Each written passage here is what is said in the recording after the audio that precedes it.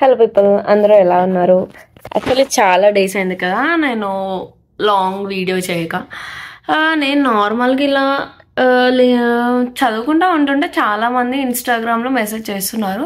ఇక Instagram open చేసే తర్వాత చాలా మెసేజెస్ ఉన్నాయి. అక్క మాకు వీసా అప్రూవల్ అయింది అండ్ కొంచెం అకామిడేషన్కి కానీ పార్ట్ టైంకి కానీ ఏమైనా హెల్ప్ చేస్తారా అన్నట్టు అడిగారు చాలామంది నన్ను. First of all visa approve అయిన వాళ్ళందరికీ congratulations and visa interview schedule అయిన వాళ్ళందరికీ ఆల్ ద బెస్ట్. సో చాలామంది వీసా అప్రూవ్ అయిన వాళ్ళైతే అకామిడేషన్ ఎలా ఫైండ్ చేయాలక్క, కొంచెం హెల్ప్ చేస్తారా మాకు అకామిడేషన్కి అన్నట్టు అడుగుతున్నారు. సో నా అప్పుడైతే నేను అకామిడేషన్ నార్మల్గా టెలిగ్రామ్ లింక్స్లో కానీ వాట్సాప్ గ్రూప్స్లో కానీ నాకు అకామిడేషన్ కావాలి, ఇట్లా మేము 2 people ఉన్నాము అన్నట్టు మెసేజ్ చేస్తే అలా నేను రీచ్ అవుట్ అయ్యి అకామిడేషన్ ఫైండ్ చేశాను. సో నేనైతే అదే సజెస్ట్ చేస్తాను. ఎందుకంటే ఇక్కడ మనం తెలియని చోట్ల అకామిడేషన్ ఫైండింగ్ అనేది చాలా పెద్ద ప్రాసెస్. సో చాలామంది స్టూడెంట్స్ అదే పాత్లో వెళ్తారు, అలా గ్రూప్స్లో సర్చ్ చేసి ఫైండ్ చేస్తారు. సో నేను కూడా అదే సజెస్ట్ చేస్తాను.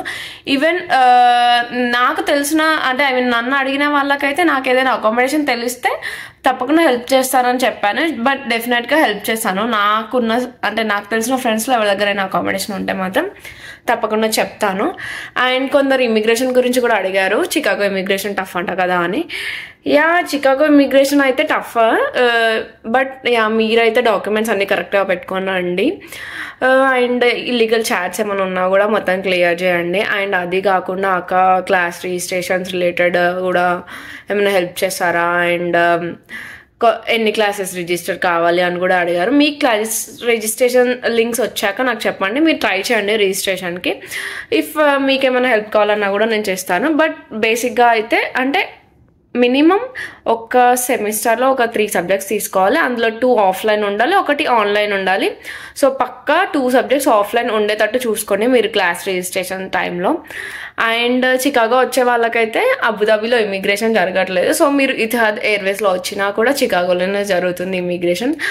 సో అన్నీ క్లియర్గా పెట్టుకొని రండి, ఏది కూడా మిస్ చేయకండి. ఈవెన్ ఇఫ్ వీలైతే ఫోన్ని మొత్తం రీసెట్ చేసుకొని రండి. బెటర్ అదైతే రీసెర్చ్ చేసుకొని రావడం.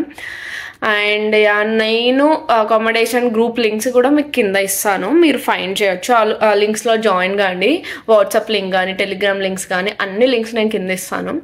అందులో జాయిన్ అయ్యి మీరు ఎంతమంది ఉన్నారు ఏంటి అని పెట్టి మీరు అకామిడేషన్ అడగచ్చు. బట్ నాదొక్క సజెషన్ ఏంటంటే ఇఫ్ మీరే ఒక 5 to 6 people ఉంటే మాత్రం మీరే కొత్త లీజ్ తీసుకోవడం బెస్ట్ అంట. ఎందుకంటే 5 to 6 peopleకి ఒక అకామిడేషన్లో దొరకడం అనేది కొంచెం కష్టంగా ఉంటుంది. ఎందుకంటే ఆల్రెడీ 3-4 people ఉండుంటారు కాబట్టి 5 to 6కి కొంచెం కష్టం ఉంటుంది. సో మీరే కొత్త లీజ్ తీసుకోవడం బెస్ట్ అంట నేను. సో కొత్త లీజ్ వెతకడం కూడా zillow.com కానీ apartment.comలో కానీ అందులో మీరు వెతికి కూడా తీసుకోవచ్చు. నేను ఆ లింక్స్ కూడా మీకు కింద ఇస్తాను. అండ్ అవి కాకుండా కొన్ని కమ్యూనిటీస్కి ఇండిపెండెంట్ లింక్స్ ఉంటాయి.